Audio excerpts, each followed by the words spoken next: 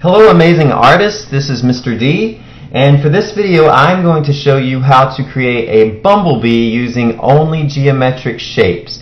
Now if you remember, geometric shapes are man-made shapes. They're too perfect to be found in nature. So these are going to be your basic shapes. So a circle, a square, a rectangle, a triangle, all of those are considered geometric shapes. So you'll notice that I have a piece of paper and a Sharpie in front of me. The only reason I'm using Sharpie is so that it will show up in the video. If I use pencil, sometimes it doesn't show up. But you need to use pencil and a piece of paper because we are going to be erasing some things and you will need the eraser on your pencil. So make sure that you have a good pencil with a good eraser, a piece of paper, and then we will get started. So the very first thing that you want to do is to make sure that your paper is landscape. That means that it's horizontal or side to side. Then what we are going to do is you're going to take your pencil, and remember, whenever you draw with your pencil, you want to draw light until it's right. That way, if we need to erase anything, it will be easier to erase if the markings are light than if they're dark, because the markings will still show up if they're dark and you erase them. So make sure that you draw light the entire time you're drawing with your pencil. The first thing we're going to do is we're going to create a circle, which is a geometric shape. That's going to be the bumblebee's body. So right about here, I'm not going to get too close to the top because I need room for the wings. I'm going to start right about here and make a circle. And it doesn't have to be a perfect circle because it's really hard to make a perfect circle. But once you have the circle made, what we're going to do is add two little circles, which are also geometric shapes, to the top for his wings.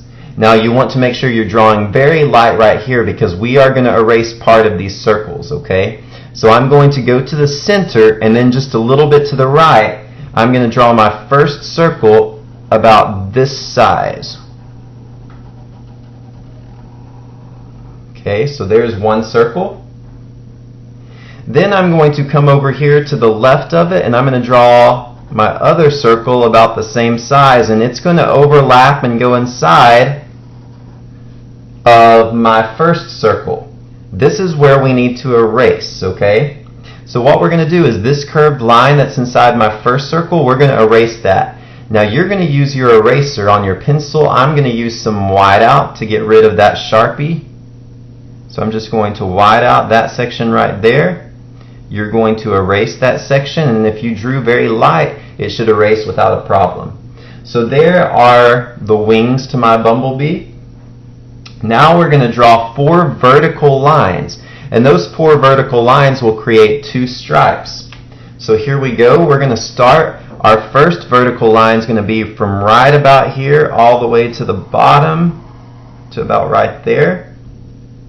And then I'm going to come out to about right here and do another vertical line down.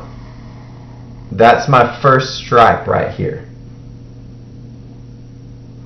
Next, I'm going to come over about the same distance from this line to this line. I want to do the same distance from this line to the next line that we're going to do. I'm going to go down. And I want it the same distance again, probably to right there.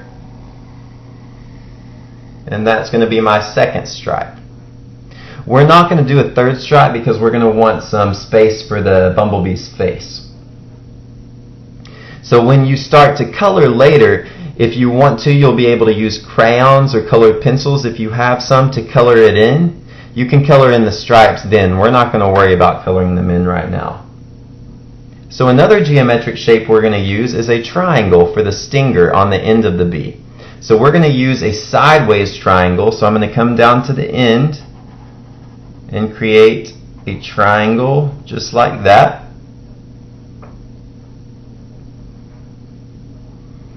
And then all I've got to do to finish the bee is make his face. So for his eye, we're going to use an oval, which is another geometric shape. So I'm going to draw an oval right here.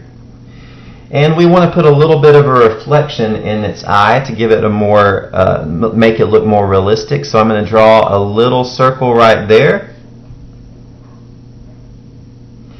And later when you color this in, please don't color in that circle, because that's going to be our reflection. I'm going to go ahead and color it in just to show you what it will sort of look like.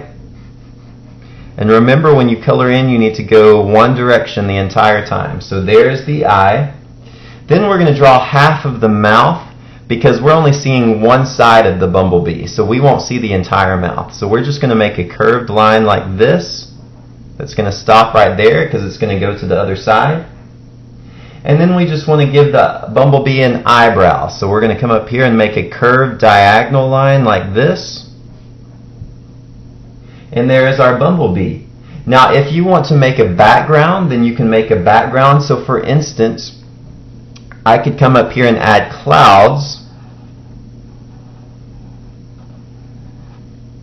And an easy way to make clouds, if you don't want to do like I'm doing right here, is you could make them by using geometric shapes.